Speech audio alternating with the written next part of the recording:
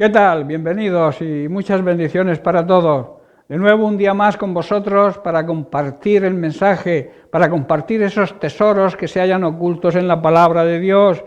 Pablo en Romanos declara en el capítulo 8, versículo 39, que nada ni nadie en toda la creación nos podrá separar del amor de Dios, que es su esencia y que ha sido revelado, ese amor, ese Jesucristo, esa palabra de Dios ha sido revelada en Cristo Jesús.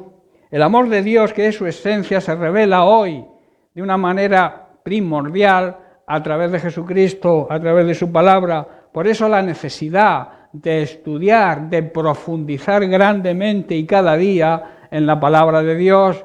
Yo siempre digo que es bueno leer la palabra de Dios diariamente, pero que es mejor tener un tiempo especial, un tiempo de excelencia en la presencia de Dios, profundizando y estudiando en su palabra, para que así el Espíritu Santo nos la revele y nos muestre esa sabiduría y ese conocimiento que en ella se encuentran, para poder funcionar y andar correctamente por esta vida.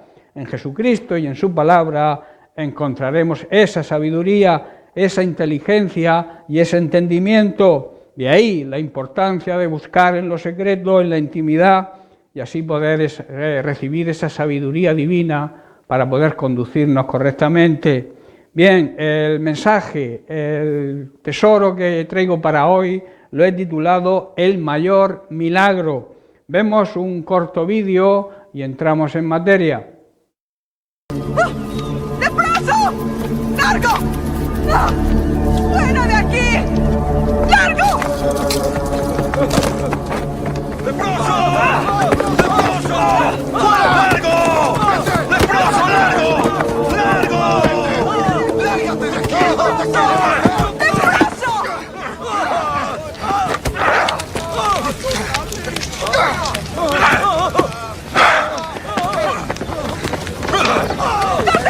aquí! ¡No!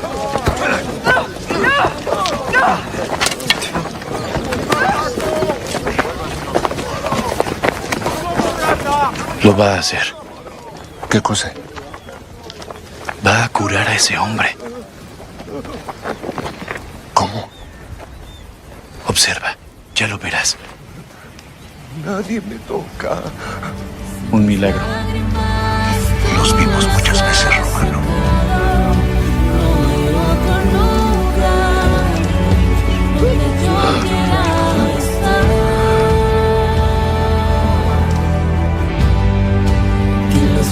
De papá, en los brazos de papá, en los brazos de papá. Levántate.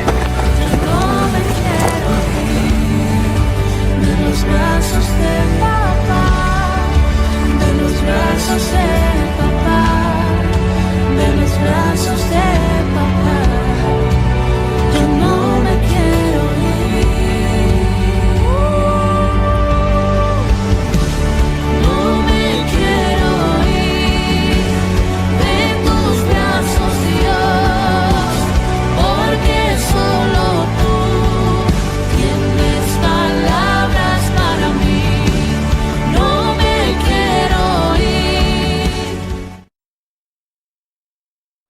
Hemos visto a Jesús sanando a un leproso. Este pasaje se encuentra en el libro de Marcos, en el capítulo 1, que vamos a repasar a partir del verso 40, donde dice: vino a él un leproso rogándole e hincada la rodilla le dijo: si quieres, puedes limpiarme.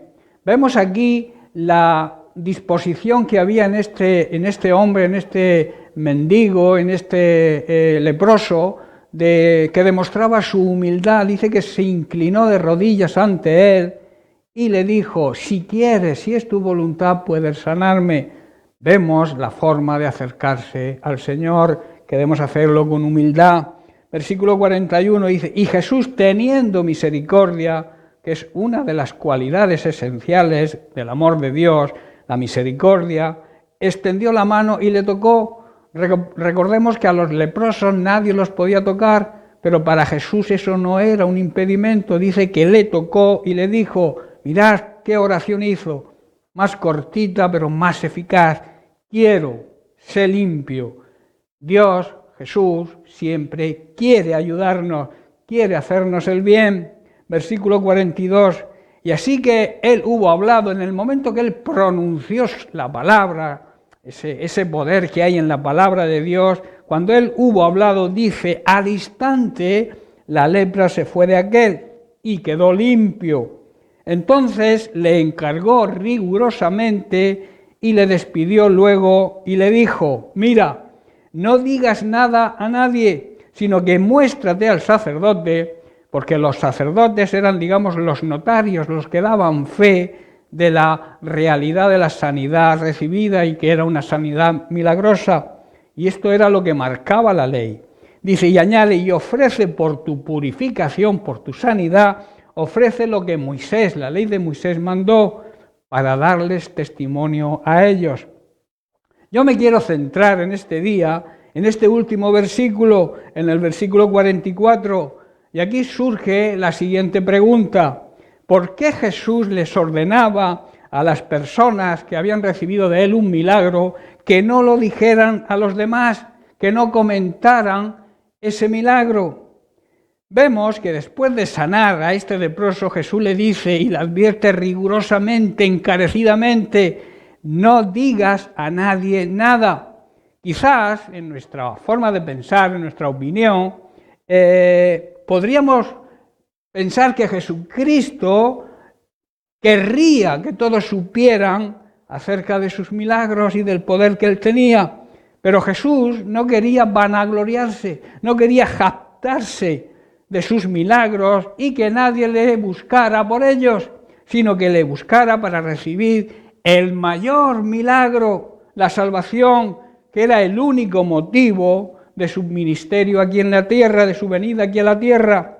En 1 de Juan, capítulo 2, verso 16, Juan dijo, porque todo lo que hay en este mundo, o sea, todo lo que este mundo ofrece, los deseos de la carne, los deseos de los ojos y la vanagloria de la vida, no provienen del Padre, sino de este mundo, de este sistema mundano en el que vivimos. Jactancia es lo que significa esto, la vanagloria es jactancia del propio valer, o sea, comentar tu valer, lo que tú sabes, lo que tú has aprendido, comentar tus obras para que los demás te alaben, te ensalcen. Esto significa vanagloria. En otras palabras, alabanza propia, desordenada y presuntuosa. En Filipenses capítulo 2, versículo 3, Pablo declara, nada hagáis por contienda o por vanagloria, por esa jactancia o por esa alabanza propia, antes bien con humildad, que es la cualidad o que debe ser la cualidad esencial de todo hijo de Dios, de todo creyente verdadero, estimando cada uno a los demás como superiores a uno mismo. Jesús no quería, ni hoy tampoco quiere, que la gente se enfocara en los milagros que él realizó y que sigue realizando hoy, sino que lo enfocaran en el mensaje que él mismo proclamó, que él era el camino, él era la verdad y él era la vida. Y también que lo enfocaran en su sacrificio, en su muerte, en su resurrección, para la salvación del ser humano. Ese es el mayor milagro que Dios puede hacer en los seres humanos, llevarlos a la salvación. Para eso bajó a la tierra, murió, sufrió, murió, resucitó y está sentado en un lugar de honor y de privilegio. Su ministerio fue ese, el propósito que todos, aceptándolo y recibiéndolo como Señor y Salvador, recibieran la salvación. No había otro propósito en Jesús, por eso él no quería que nadie le vanagloriara, que nadie ensalzara sus milagros. La vanagloria, hermanos, amigos que nos seguís, el jactarse impide el desarrollo de nuestro ministerio. Jesús sabía que la difusión de sus milagros podría obstaculizar su misión y desviar la atención pública de su mensaje y su ministerio. Jesús, vuelvo a repetir, no vino para vanagloriarse y jactarse de su poder y de su autoridad, aunque los tenía. Jesús vino para que pudiéramos recibir el mayor milagro, la salvación. Marcos en este pasaje refleja que lo que realmente Jesús quiere transmitirnos cuando sanó a este leproso. Precisamente era eso, que no publiquemos sus milagros, sino que demostremos a través de nuestra vida de obediencia al Señor que seguimos esa palabra de Dios que nos va a llevar a luego recibir esos milagros. O sea, pero lo más importante está en recibir la salvación. Marcos lo registra perfectamente y exactamente lo que sucedió con este leproso. En la emoción de este hombre sanado, él le desobedeció. Leemos el versículo 45 donde dice: pero ido él comenzó a publicarlo mucho y a divulgar el hecho, de manera que ya Jesús no podía entrar abiertamente en la ciudad, sino que se quedaba fuera en los lugares desiertos, y venían a él de todas partes. Hermanos, como resultado, Cristo tuvo que moverse fuera de la ciudad. Como resultado de la desobediencia de este hombre, tuvo que enfocar su ministerio hacia los lugares desiertos. Podía haberlo hecho, podía haber entrado en la ciudad abiertamente, pero todos se hubieran admirado de sus milagros y de su poder, y lo buscarían seguramente, no buscando la salvación, sino buscando los milagros. Y lo que Jesús quiso y quiere hoy es que le sigamos para encontrar el mayor milagro, la salvación. Además, Cristo, aunque había limpiado al leproso, aún así le exigió que fuera obediente a la ley, ir inmediatamente al sacerdote, esto es lo que dictaba la ley, y que no se demorara y se detuviera a hablar acerca de su sanidad con nadie. También era posible que si él no iba pronto al sacerdote, hombres mal pensados podrían ir, anticiparse y hablar con el sacerdote, y así evitarían que la declaración del sacerdote dijera que esa sanidad era auténtica, porque ellos, debemos tener en cuenta, que no aceptaban a Jesús. Era aún más conveniente, era preferible que el sacerdote declarara que era una sanidad verdadera y no que los judíos pudieran sospechar respecto a que fuera un verdadero milagro. Hoy, hermanos, amigos que nos seguís, ocurre lo mismo hoy en día. Dios prefiere que nos centremos en primer lugar en el milagro de la salvación a través de Jesucristo, y el resto de milagros que demuestran su poder y su autoridad en nuestra vida vendrán como añadidura, vendrán como consecuencia de la salvación. En Mateo capítulo 6, versículo 33, Jesús marca la prioridad de nuestra vida. Dice: busquen, que significa pongan toda su atención en el reino de Dios por encima de todo lo demás, que sea esto lo más importante, y lleven una vida justa, practiquen la justicia, quiere decir, y Dios les dará todo lo necesario, todas vuestras necesidades serán cubiertas, porque Dios lo promete, y Dios promete y cumple sus promesas. Jesús quería marcar la prioridad, quería marcar la importancia del milagro de la salvación por encima de cualquier otro. El milagro de la salvación es el gran milagro que Jesucristo consiguió mediante su muerte, su sacrificio y su resurrección.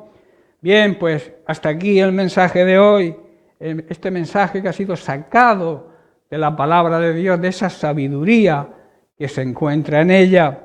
Jesucristo mismo es la sabiduría personificada y en su palabra la encontraremos. Seamos sabios, dejemos llevarnos por la sabiduría divina. Sabio es aquel que aplica lo que sabe, su conocimiento, lo aplica a su vida. La sabiduría, digamos que es la inteligencia aplicada. Bien, yo me sentiría deseoso, muy feliz y dichoso de que este mensaje haya sido de bendición para vosotros. Para mí, como he dicho, es un gran privilegio, ha sido un gran privilegio poder compartirlo con vosotros. Debes recordar, debemos buscar a Jesús para recibir la salvación. Ese es el gran milagro, ese es el mayor milagro. El resto de milagros nos vendrán añadidos. Bien, pues que Dios te bendiga, recibe un abrazo y te espero el próximo día.